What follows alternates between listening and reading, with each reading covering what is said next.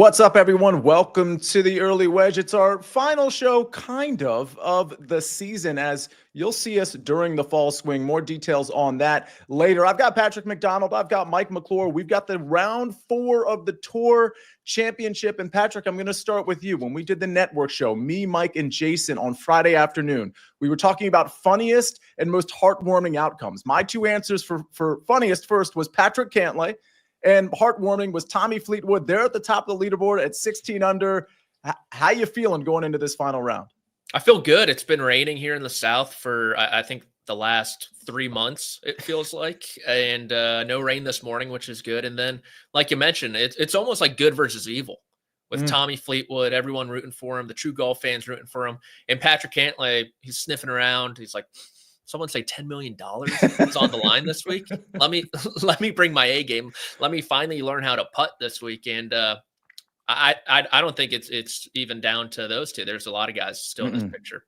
That's right, Mike. And when we look at the odds board, and Josh, you can put it up if you want. I mean, we kind of know where the odds lie, right? Tommy Fleetwood in that plus 160 range. Then we've got Patrick Cantlay in the plus 200 range. And then a little dip to Scotty Scheffler and Russell Henley. Keegan Bradley certainly in this thing. And then there's a huge drop off to Cameron Young. Mike, when you look at this board, let's get right into it. And I'll tell everybody this will be a slightly shorter show for a couple of reasons. One is because me, Mike, and Patrick will be on HQ in the 11 o'clock hour, so go check that out. But more importantly, we don't have a tournament to preview next week, right? So we'll have some content for you for the Pro Core in a few weeks. But Mike, we look at this board. Do you like anything here? You know, I like Cantlay at 2-1. It's never thought I'd be on a Sunday saying I just absolutely love Patrick Cantlay 2-1, but I love what I've seen from him this week. He's playing incredibly well. Maybe we'll get that narrative to continue that he really only shows up when all the money is able to be stolen, and that's what he does. So I like Cantlay at the numbers available currently. The number that I thought was going to be more appealing was going to be Keegan at 18. I thought we might have caught 20 or so, or 21 with Scotty, just considering who's in front of him. Right. Yeah. I think Keegan's interesting because he had a pretty terrible round 1, but has been just awesome in rounds 2 and 3. And he's not out of this at all. He's 3 shots back, 2 guys in front of him that, an interesting spot. So if I had to play something else other than Cantlay, it would probably be Keegan, but I would also consider waiting a couple holes and seeing if you're catching north of 20-1 there. Patrick, Keegan is interesting. I think that what Mike alluded to is there's 2 problems with Keegan. One is that he's a few strokes back, but more importantly, he's also got Scotty trailing him by a stroke. And so it's like he's got to beat Scotty kind of, and he's got to beat the other 3 here. I think the number that I'm most interested in, granted, I have Tommy Fleetwood outright, right? In the without market, granted, but I have Tommy Fleetwood outright. I have Cam Young outright in the without market. If memory serves, Patrick, you're on Russell Henley. I am on Russell Henley and Tommy Fleetwood pre-tournament. So I think logically it would be to pick Cantlay 2-1, but I don't hedge or do any of that fun stuff. So we're going to ride with 2 prolific winners on the PGA Tour. Let me ask you this, though. If you didn't have a bet down, Russell Henley, to me, is probably the most attractive, only 2 strokes back of Tommy Fleetwood, who we've seen choke over and over again, and Patrick Cantlay, who I'm very impressed with. And if you watched our DFS shows, you're probably in on Patrick Cantlay. That's where I was taking my stand, and I hope it works out for me. I'm first place in the 33 SE. I'm second place in the 100 SE because I stacked Cantlay and Fleetwood. I went 90%, 80% on Fleetwood, Cantlay. I've got some Keegan Bradley and, of course, Russell Henley as well. So I can't pat myself on the back yet. I have a whole nother round, and all that money might go away pretty quick. But to me, Patrick, Russell Henley at plus 600 is a pretty solid number. Yeah, and I think he got his bad round out of the way yesterday. And the way he drives the golf ball, he's missed 6 fairways all week. I would argue that this golf course, with the rain it's taken, has really not set up well for Russell Henley. If it was a firm and fast test, I think Russell Henley could easily be winning this golf tournament right now. But you just look at the way he had to play yesterday. He was flighting a lot of his drives, trying to chase it out there, leaving himself a lot longer into these greens, which was difficult to do. But I think the birdie on 18 was huge. I think he made probably 2 big mistakes yesterday. It was missing the fairway on 6, a little bit of a duck hook there, made par on that par 5. And then like 9 iron in hand, I think on 13, maybe. He left it short of the green, ran it by, and made a pretty bad bogey there. I just think his path to the winner's circle might be a bit more narrow given his skill set. Yeah, that's a great point. But I obviously do like to stick around and win this still. Mike, when we're looking at this leaderboard, I don't know if you've looked at any other types of bets. I mean, we can go through some of the two balls. I will tell everybody that there weren't any two balls or 18-hole matchups because you typically have some variation there that I was super interested in. The first one that I actually gave some thought to was the Justin Rose Bridgman matchup, which they come out first. I believe they come out first in about 45 minutes. And I kind of like the underdog Jacob Bridgman there. But Mike, was there any other bet that you liked, whether it was a round score or anything else? And again, preferred lies in effect for round 4 as well. I like, preferred lies. I'm glad you brought that up. I wanted to question about that too. Like, are we just going to make preferred lies the standard for every PGA Tour event? Like, they should announce when lies are normal instead of putting out that it's preferred lies at this point. And it's something, honestly, what I would prefer, like, if we have to go to preferred lies on Thursday, round 1, just make the call that's it for the event and we move on. Like, that's it, right? We know that it's the same for all 4 rounds. Like, to me, having preferred lies at the Tour Championship like this, like, I get that it maybe was necessary. I don't know. I'd rather see the best players in the world just go play golf the way it was intended. But with preferred lies in effect, it's great news if you like round score unders. I like Keegan's round score under. It is currently 68.5. I like Keegan to shoot 6. I'm not saying he's going to go win the tournament. I'm not saying he's doing anything, but 68.5. Like, if he shoots, frankly, if you ask Keegan if he shot 68 today, which would cash the ticket, he would not be happy with the 68 today. He's probably thinking he's shooting 66 or better, right? So I like this spot for Keegan. He had one bad round in round 1. Phenomenal rounds 2 and 3. I'm pretty sure he's second tee to green for the event now.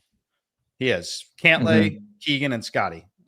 Those are the top 3 tee to green in the event so far.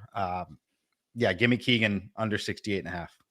Let me ask you this. Go ahead. Just to harp on the Keegan point, he hit 6 fairways in round 1, and then the last 2 days he's been double digits, which obviously helps the cause. So seem to find something with the driver, which you need with preferred lies in effect. Yeah, I mean, listening to Patrick Cantlay's interviews after each round, and he wasn't excellent at hitting fairways yesterday, but I mean, it seems pretty clear the strategy here. Be in the fairway and have a kind of a clean shot coming in on approach. There's some questions in the chat. I want to start with you, Mike. Ludwig Oberg.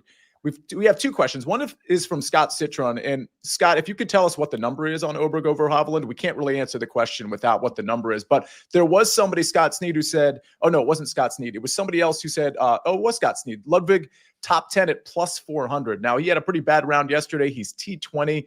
Do you see him crawling up here? I mean, I'm trying to find if we look at sort of the disparity of where he's at, where all the top 10 guys are, I mean, he's like 4 strokes back of T10. That seems like a pretty tough climb.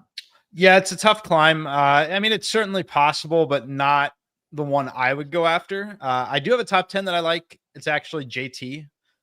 He's currently T10. You can catch his top 10 at plus 115 while sitting T10 entering the round. That one was appealing to me, but I'm not going to take a long shot on Ludwig here. Like, if it was, it's the last event of the season, out of contention at this point. He's 11 shots back. I'm not super interested in attacking that one. One top 10 that I was considering, Patrick, and I don't expect you to have like a take here, but Harris English is alone in 15th place. Obviously, there's a logjam in the T10 department, but you can get him top 10, I think, including ties. I'm double checking it now, but I think when you include ties, it's still north of plus 200. Any thoughts on that? He has been kind of the final round bandit. Yeah, exactly. 2025. You think Masters? I think he had one of the lowest rounds of the day, and then did have the lowest round there at the PGA and the Open, I want to say, to get those runner-up finishes. So kind of similar to Keegan. I know yesterday it played a little bit more difficult, but he got off to a brutal start just in this tournament in general. I think he was 3 over through his first handful of holes, so has really battled back since that. I don't hate it either, just being 1 stroke outside. I know it's kind of a logjam at 10 under or at T10 right now at 8 under. So yeah, I could roll with that. Yeah, so I will tell you it's plus 240 without including ties, but it's plus 175 including ties. So let me correct myself right there. But still, I think plus 175, he's one stroke back of that logjam again, and this is including ties. That logjam of Chris Gotterup, who I think could have a blow-up round. Robert McIntyre, who knows on him. Akshay, we've seen him crumble on Sundays as well. We got Justin Thomas up there. Nick Taylor's in T10. So I think there's a few guys, honestly, even Shane Lowry up there at T7. I think guys like that could fall back a little bit as well. Let's get to some more of your questions here. Henley minus 125 over Keegan. That's just something I don't want to touch. Does anybody have a strong opinion there? No thanks. No. Yeah. Not touching it. And then we've got the number. Taylor DeHart, he has the number on Ludwig over Hovland. Ludwig minus 130 over Hovland. Like, I think that might be a little too pricey as well. Mike, any thoughts on this one? Yeah, I mean, look, I lean Ludwig. I wouldn't lay minus 130 in the final round of the season when neither player is remotely in contention. You're talking about a good, which this is a ridiculous comment to make, but like a good day could earn him an extra 50 grand, maybe. Like it doesn't matter in round 4 at the end here. So I'm out on those kind of situations. It depends too. I mean, Oberg is T20 one shot up on Hovland. Like if Oberg can sneak in, and I don't know how important this is to Oberg or Hovland, but if they can sneak inside like the top 14, top 13, I do think the amount goes up like quite a bit in the 600,000-700,000 range. So again, I don't know how much they care about that versus just having a clean round. But the only reason I would say I like it is because my impression, and this is narrative shopping a little bit, is that Oberg's less likely to just kind of go through the motions than Hovland is if he's out of contention. That's just my take on that. I could be completely wrong.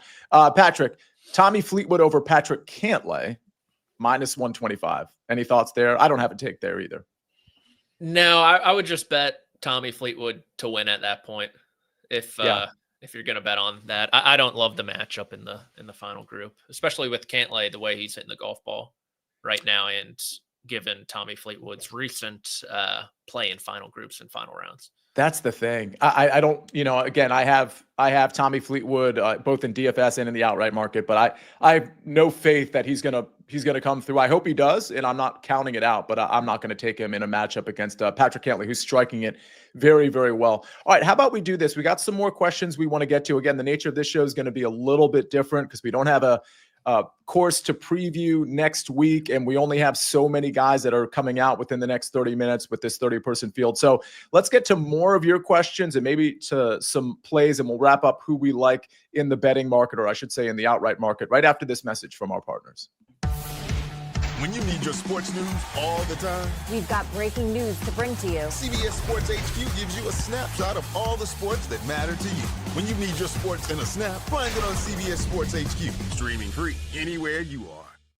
We are back on the early wedge, brought to you by BetMGM, the sports book born in Vegas. I will tell everybody, thanks for watching this Sunday show. Next year when we get back into like the full swing of things, no pun intended, we're definitely I'm sure going to be keeping this Sunday show. It's become very, very popular. I will tell you during the fall swing, we don't have all the details yet, but there will be like a full slate of shows for the Ryder Cup week. And then for tournaments like the Procore and the Sanderson and whatever tournaments are going on, we will have some semblance of a show probably on Tuesdays where we'll be, giving out our best bets and, answering questions, live chat oriented stuff. So make sure you stay locked in to the early wedge over the fall swing during football season. How about some more questions? First of all, Darren Mercurio wants to know, Mike, if the Cantlay is a full unit play. Yeah, no full unit play, no official play on Cantlay for me. I was simply saying if I had to play an outright at that point, Cantlay would be the guy that I would play at plus 200. Yeah. The next would be Keegan. But no actual stance and play from me on Cantlay to go win the event. It's a good clarification because, again, this is a kind of we're in a weird spot from a betting standpoint with only 30 players out there. And I think to me, Patrick, the only place I wanted to lay a bet because I didn't love any matchups. I do think the Harris English one at plus 175, including ties, is a decent look, although that's not an official play for me either. I do think it's the outright market that has the most intrigue to me. Is there anything outside of the outrights that you saw that you were thinking, hey, maybe I'll lay a few bucks on this? No, the one thing I do have some concern for Fleetwood is the final 3 holes. Cantlay has eaten them up This Yes. week, I think Cantlay's -9 on them through 3 rounds, so averaging 1 under on those holes. And when you think about Tommy Fleetwood and when things kind of go awry, when things get a little hairy, it tends to be the final 3 holes. So that's the one thing I'm concerned about. But I do agree with Mike regarding Keegan Bradley, just because think about Cantlay hasn't been there in a long time. Fleetwood, you could say, is a question mark, obviously. And then Russell Henley has admitted that he still gets a little jittery, a little nervous when he's in contention. So it kind of does, open up an avenue for Keegan to sneak in there and obviously playing some really good golf these final 2 days. Totally agree. I know you have to leave, Patrick, a little bit earlier than Mike and I do in about 3 or 4 minutes. So I actually want to get to Joseph Boza's question, which isn't so much a betting one.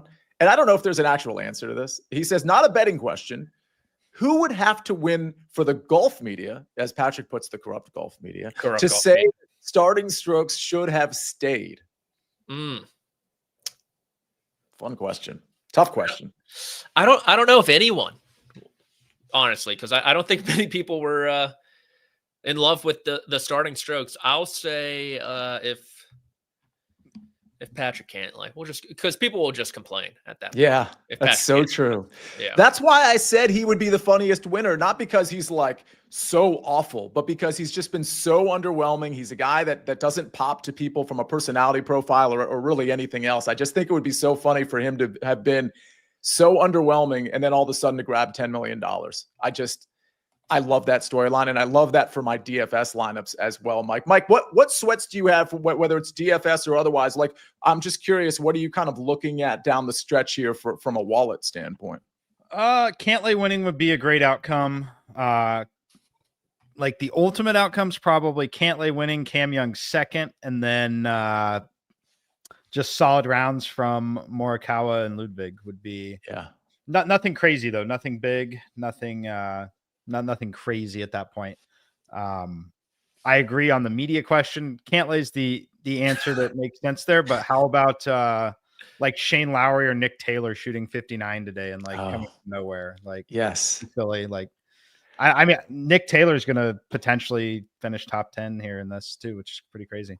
That is pretty crazy. Patrick, before we let you go, I had a follow-up question for you, and unfortunately I forgot what it was, but the one guy we haven't really talked about, which is strange, maybe because we're just sick of talking about Scotty Scheffler, but he's only 4 back. I mean, I guess my question is, how do you think he's played through 3 rounds? Do you think you've seen more frustration than normal? And is maybe that frustration attached to the fact that he doesn't get the benefit of starting strokes? How do you think he's going to close?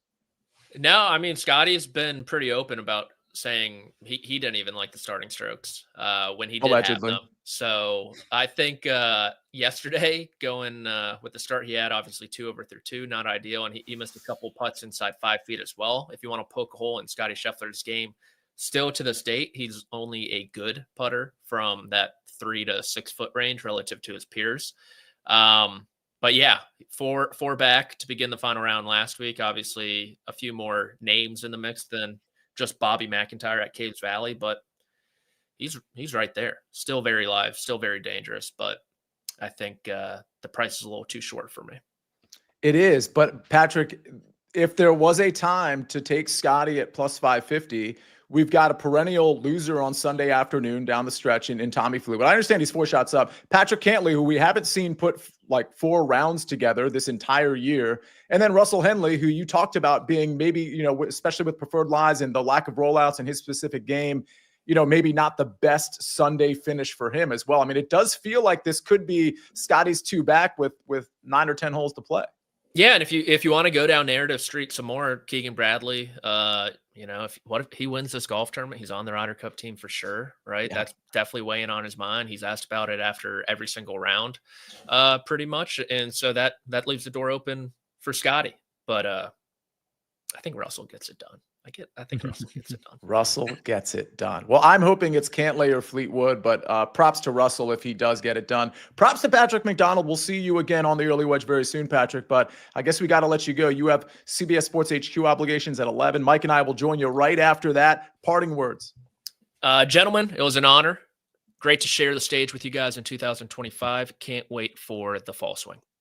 Let's go. That's Patrick McDonald very much. As we go to my one shot, I was kind of hoping Josh would keep that. No offense, Mike. Mike, you did mention in the chat that the official play that you have is Keegan under 68.5. So let me just reiterate that's the play that you actually made. Yes, that I've actually made Keegan under 68.5. Again, he had one bad round as we kind of laid out in the opening round. He's been very good in the next 2 rounds. And with preferred lies in effect, just the way the course is playing and has played all week, I really believe his number should be 67.5. And I think his baseline for his own individual assessment of this round would probably be 66 or better. So I like the under 68.5 here for Keegan. Yeah, I also think I could be wrong about this, but that some of overall the pin locations are okay relative to yesterday, so that you could see some slightly lower scores. And for the record, I think the wind is going to be slightly, not that the wind has ever been an issue, and there was some rain in the yesterday as well, but I think the weather is going to be pretty prime today, both from precipitation or lack thereof and a wind standpoint. So that does lend itself, Mike, to those under scores as well. I'm looking for more questions, but before we get out of here, Josh, if you don't mind jumping on when you get a chance, I'd love to get your take on who you think's winning this tournament, because again, it's very bunched at the top with, I would say, at least 4 players that are all very good that can very much win this tournament. Mike, I hope it's Tommy Fleetwood. I hope it's Patrick Cantlay for my DFS lineups, but particularly Tommy Fleetwood. But Josh, I think you ducked in. But any thoughts? Maybe you feed them to me through the chat or something. Any thoughts on who's going to win this tournament? I don't know. I have a really hard time staring at Patrick Cantlay and Tommy Fleetwood and believing either of them are going to win the golf tournament, which is why I was kind of banging the drum backstage, hoping for you guys. Yeah, Chief, that's what I'm saying. Because I don't know if you told me the real lead is 14 under with Russell Henley, then Scottie Scheffler is 12 under and only 2 shots back of the lead. And I love how you're thinking about that. Has the best odds I've seen next to his name in a year and a half. So with a real chance to win the golf tournament. So I would bet on, I would take Cantlay because I will just watch from the sidelines the first time Fleetwood wins a PGA Tour event. But I also don't have, Patrick Cantlay hasn't hit an important golf shot since the 2021 BMW. So I'm not totally sure what he's going to do either. And the other part of it is this golf tournament probably comes down to one golf swing, and that's the par 3 15th. Whoever 16th, 15th. That's 17 at Sawgrass, except from 220 yards away. There's no margin for error there. Did they move the tee boxes up though? That's not going to be the same exact distance, right? I should have checked that. I admittedly don't know, but either way, that's a tough hole. To your point, it's a very difficult hole.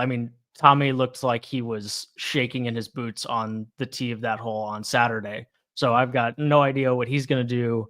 And there could be a guy a couple shots back on that's made it through that hole that all of a sudden is thrown right into it if the final group doesn't play that hole well. But I might just sit back and watch and see if Scottie gets off to a good start and then go from there. But it's a very interesting, it's a great spot for Scottie to be in when it's those 2 guys that are 4 ahead of him, and it's Keegan and Russell that are just a step ahead of him in the leaderboard.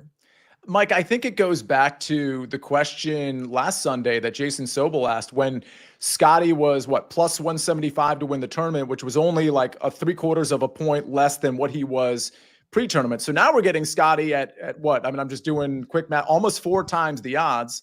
And yeah, he's 4 strokes back, but the crowd that he's trailing, you can make the argument, is going to crumble a little bit. So I guess the question, Mike, is, and I think I know the answer, but I'm not 100% sure. Would we rather Scottie Scheffler at plus 550 right now with 18 holes to play, or plus 150 pre-tournament? Which one would we want here? From my standpoint and the modeling standpoint, they're actually extremely similar. Both a meaningful negative value. I think that his true odds in this situation are around plus 750. Is where it should be.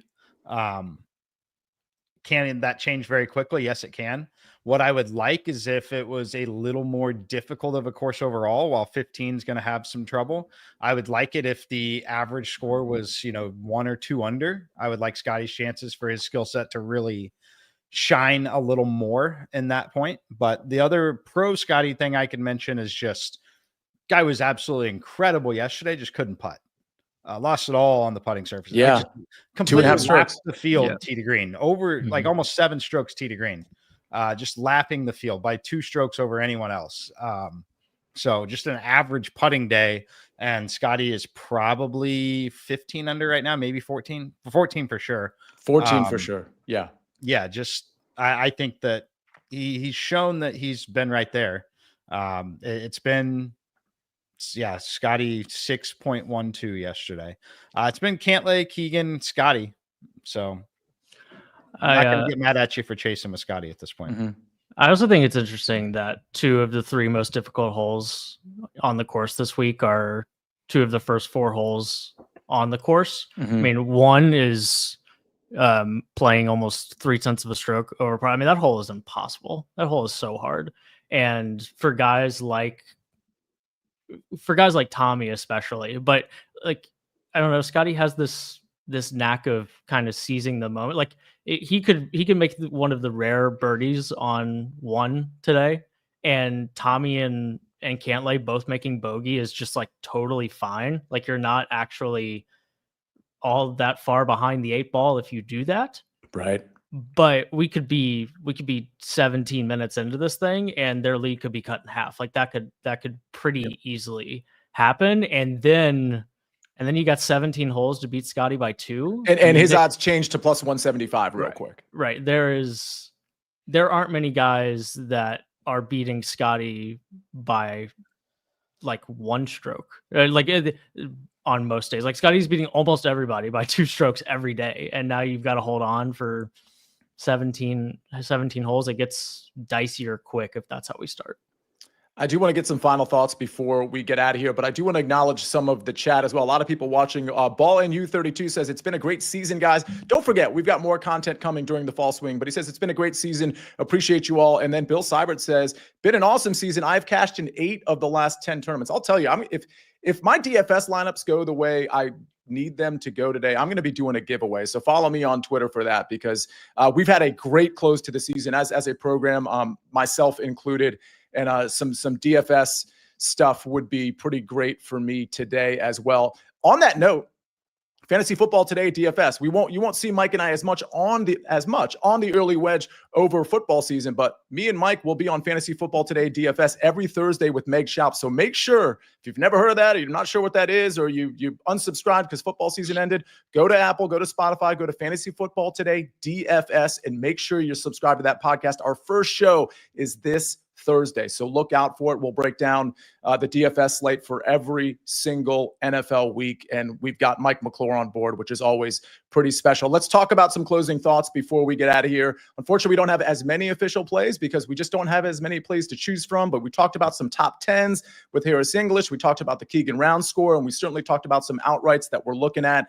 Maybe ones you want to grab now, or maybe ones you want to grab after the first few holes. As Josh mentioned, there's probably a pretty good live opportunity after the first 4 holes, given the variation we might see with some scores there. Mike, give me a closing thought in terms of who you'd like to see win this tour championship outside of the betting context. I'm all in on chaos. I would say Patrick Cantlay still. I want Patrick Cantlay to get it done. If not, I think that Scotty deserves it. I kind of like the drama of Scotty not getting it, and then everyone's talking about what do we do, you know? So I like Patrick Cantlay. I think that's such a good answer. Like that's the answer I kind of gave on Friday's network show. Josh, what would be your answer to that question? Chaos is fun. Let's go for it. I said it on Wednesday. I'll say it again. I'm rooting for Scotty. That's the way that this thing is supposed to end, but golf's an unfair game. So let's get wild. Let's, I don't know, get Scotty in the mix. I think that would be fun if Scotty is through 9 really in it, and then pick your winner. I'd be cool with any of it, but watching one of those two guys hold off Scotty would be edge of my seat type stuff. I can tell you, I will be stunned if Scotty's not in the mix, but as somebody who fully faded him in the betting and DFS market, I'm really hoping somehow, some way he stumbles in this last tournament. My answer is Patrick Cantlay, I think would be kind of hilarious and it would just give me kind of a chuckle here. Most heartwarming though, as I said on the network show, would be Tommy Fleetwood. It just would be so fitting for him to capture this title, the 10 mil in an actual win. But Keegan Bradley would be so awesome. Yeah. I mean, that would just be such an epic punctuation on, whether or not he should be on the team. That fist pump will be an all-time fist pump. Mike, go ahead. Yeah. So the thing on Keegan and golf in general and how awesome the game of golf is, after round 1, I was posing the question, like, if you're Keegan and you don't find a way to finish inside the top 10 here, how could you possibly put yourself on the team at that point? And now we're talking about Keegan potentially going and winning this event and making the obvious choice of putting himself on the team. That's how crazy this golf world is right now. And this is how hot he is, at least for round 3 in particular, because he was 6 under when we closed that show on Friday afternoon, Mike. And all of a sudden now he's, 13 under, three back. It's, that you can get hot here, especially with preferred lies. I think this is going to be a really interesting Sunday afternoon. It's been an interesting season. It's been a great season. And hopefully for everybody, it's been a very profitable season. We've hit you with 4 shows every single week, and DFS, betting, live chats. We do it all. We're going to continue to do it all. But the fall swing will take a slight step back, but we're still going to deliver shows. Ryder Cup, full slate of shows, but Pro Course, Sanderson, all the other, fall swing tournaments, we are going to have shows for you. I know we have 3 tournaments in November, a couple over the next couple of months each month. So there's plenty of content coming your way. Very much appreciate everybody being a part of this show. You can catch me and Mike on HQ in 5 minutes if you want to go there. But Josh, thank you very much for being in front of the camera, but also behind the camera. Mike, thank you as always. I'll see you on Fantasy Football Today, DFS on Thursday, and of course on the Early Edge. Make sure you're subscribed to this channel because it's not just the Early Wedge, it's the Early Edge Monday through Friday at 10 in the morning, every single morning. That'll do it from us at the Early Wedge. Have a great tournament, everybody.